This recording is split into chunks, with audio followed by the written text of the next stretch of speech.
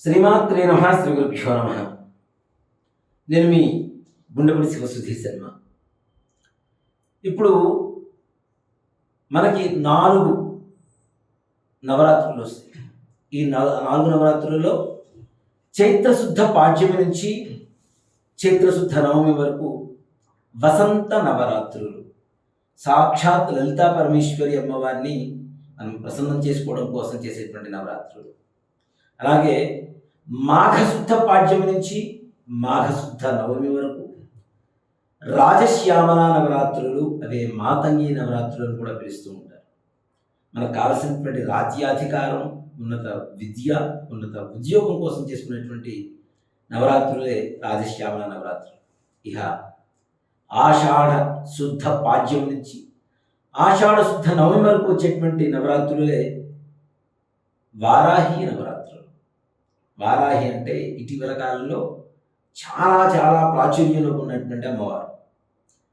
ఇక అందరికీ తెలిసినటువంటి నవరాత్రులు శ్రీమద్దేవి శరన్నవరాత్రులు.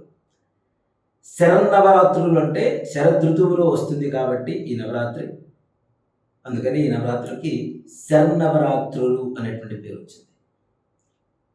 శుంభాసురులను, మహిషాసురుణ్ణి, రక్తబీజుణ్ణి అమ్మవారు ఏ విధంగా సంహరించింది అని చెప్పుకోవడం కోసం, అలాగే అమ్మవారు 9 రోజులు కూడా 9 రకాల అవతారములు అలంకరింపజేసుకొని, అంటే అమ్మవారే సాక్షాత్ ఒకరోజు సరస్వతి, ఒకరోజు లక్ష్మి, ఒకరోజు లలిత, ఒకరోజు భువనేశ్వరి, ఒకరోజు బాలా త్రిపుర సుందరి, ఒకరోజు కనకదుర్గ, ఒకరోజు మహిషాసురవర్ధిని.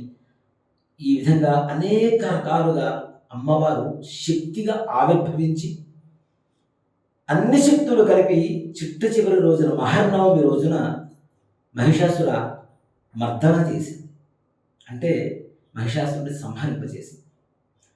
లోకకంటకుడైనటువంటి మహిషాసురుడు, రక్తబీజుడు, శుంభాసురులను సంహరించేందుకు అమ్మవారు అవతరించినటువంటి అవతారాలే ఈ 9 రోజులు కూడాను మనం అనేక దేవాలయాల్లో చూస్తాం.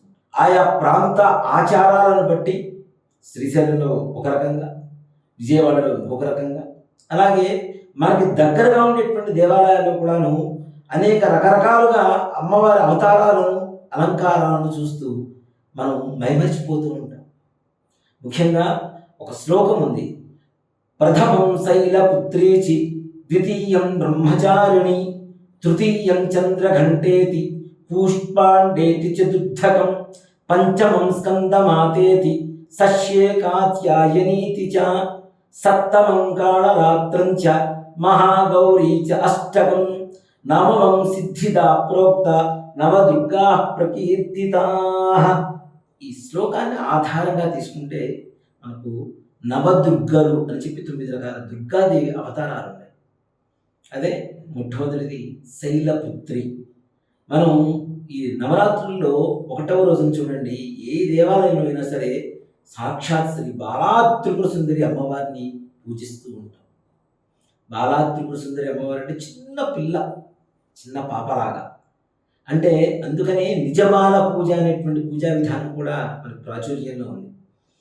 ఒక చిన్న పిల్లని, ఒక 6-7 సంవత్సరాల వయసు లోపల ఉన్నటువంటి ఒక పాపను తెచ్చుకొని చక్కగా ఆ పాపకి స్నానానికి కావలసినటువంటి అవసరాలన్నీ కూడా మన ఇంటి నుంచే పంపించి, అంటే కుంకుడుకాయ కావచ్చు, తనకు పెట్టుకున్నటువంటి నూనె కావచ్చు, ఇలా ఇవన్నీ కూడా పంపించి ఆ తరువాత మన ఇంటికి పిలిపించుకొని చక్కగా పాపకి కాళ్ళకి పారాణి పూస్తారు, పసుపు పూసి పారాణి పెడతారు, చేతి నిండా గాజులు వేస్తారు, చక్కగా బొట్టు పెడతారు, తల చక్కగా, అంటే ఆ కుంకుడుకాయలతో తలస్నానం చేసినటువంటి తలంటు స్నానం అంటాం. తలస్నానం కూడా కాదు, తలంటు స్నానం.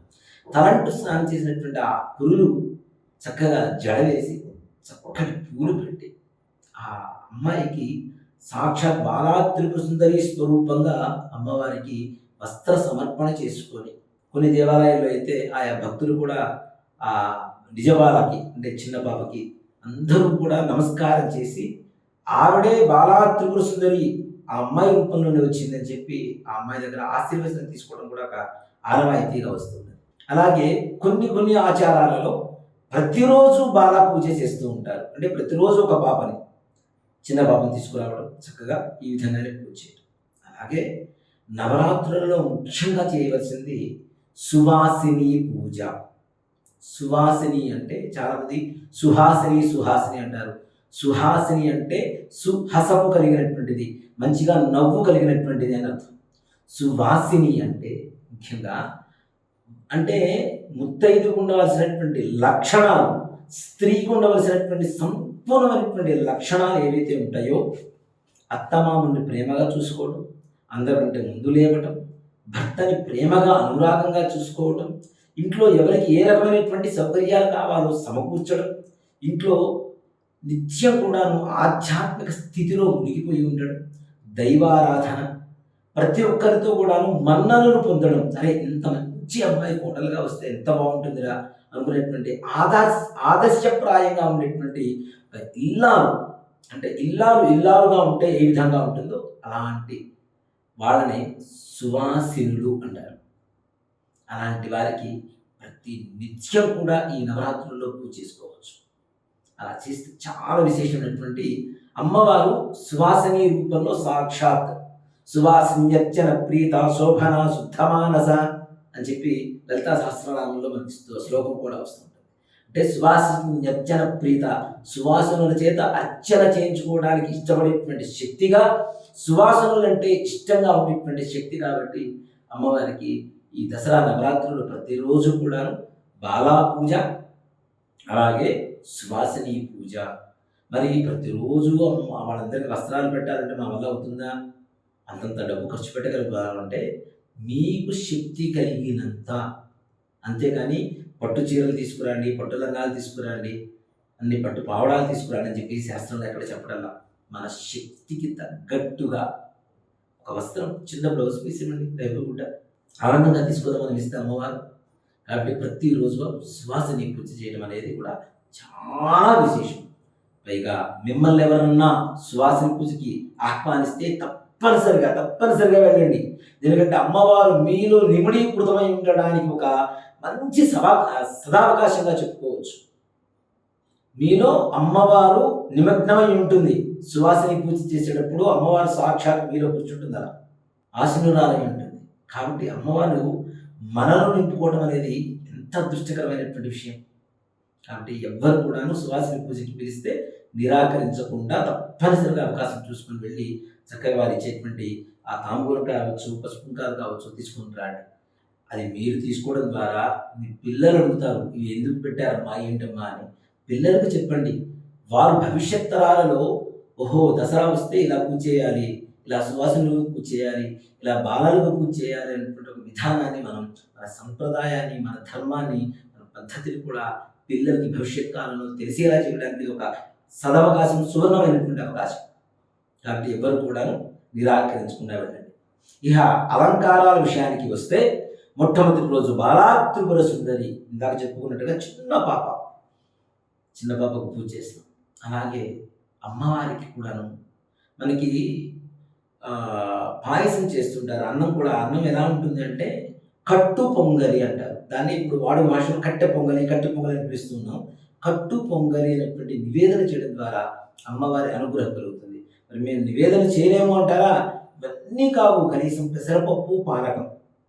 మనం పెసరపప్పు ఉడబోస్తే, మన నీళ్ళలో నానబోస్తే వడపప్పు అవుతుంది. కొద్దిగా నీళ్ళలో, గ్లాసు నీళ్ళలో కొద్దిగా బెల్లం ముక్క వేస్తే పానకం అయిపోతుంది. చక్కగా అలాంటివి కూడా నివేదన చేయడానికి మంచి అవకాశం ఉంటుంది. అంటే మన శక్తి మేరకు, శక్తి ఉంటేనే చేయండి. లేకపోతే అమ్మవారికి మనస్ఫూర్తిగా నామస్మరణ చేయండి, లలితా సహస్రనామ పారాయణ చేయండి, బాలా త్రిపుర సుందరి అమ్మవారి అష్టోత్తరం పూజ చేసుకోండి. కుంకుమ కూడా లేదు, మేము ఖర్చు పెట్టుకునే పరిస్థితిలో, హీనస్థితిలో ఉన్నాం, మాకు అమ్మవారి అనుగ్రహం కావాలనుకునేటువంటి వారికి కూడాను అమ్మవారి నామస్మరణ మాత్రేన జన్మ సంసార బంధనాత్ అని చెప్పి శాస్త్రం చెప్తాం. అమ్మవారి నామం విన్నా, చదివినా చాలు, నామస్మరణ చేసినా చాలు, అమ్మవారి అనుగ్రహం పరిపూర్ణంగా